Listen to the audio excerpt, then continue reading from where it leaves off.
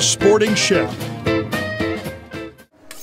Hi Scott, I'm down here and I have some duck in front of me and I love the way you do your duck. So I'm gonna go ahead and I'm gonna start this. I have a bowl. I'm gonna put in a little bit of California extra virgin olive oil, grown locally here in Northern California. And then I have some brown sugar, just about 2 tablespoons. I also have some teriyaki sauce I'm gonna put in there. I have some shallots. We're gonna put some fresh ginger in the bowl. Fresh Italian parsley, some sage. Some people like this a little sweeter. You can add more brown sugar if you prefer. I like it a little more savory. I have some crushed red pepper flakes. I'm gonna put that in there.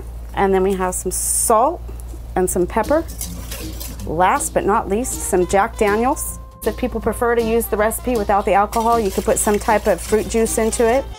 And it doesn't have to marinate overnight. If you prefer to marinate it overnight, the flavor will be more intense throughout the meat.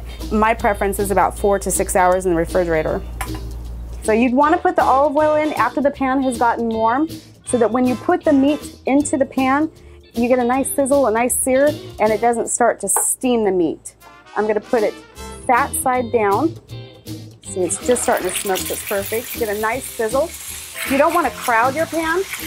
If you crowd the pan, too much liquid will come out or moisture will come out of the duck and you'll start to steam the meat as well. So you do want a pretty intense heat as you start this.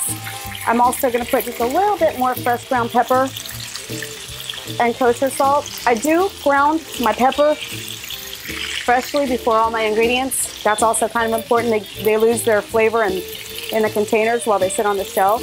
Now I don't want to overcook the duck, but I do want to cook it a little bit longer with the skin side down. I want to render the fat just slightly so it gets nice and crispy. And these ducks we're cooking today are 2 very nice fat mallard duck breasts with the wing on. So I'm going to go ahead and give it a flip now.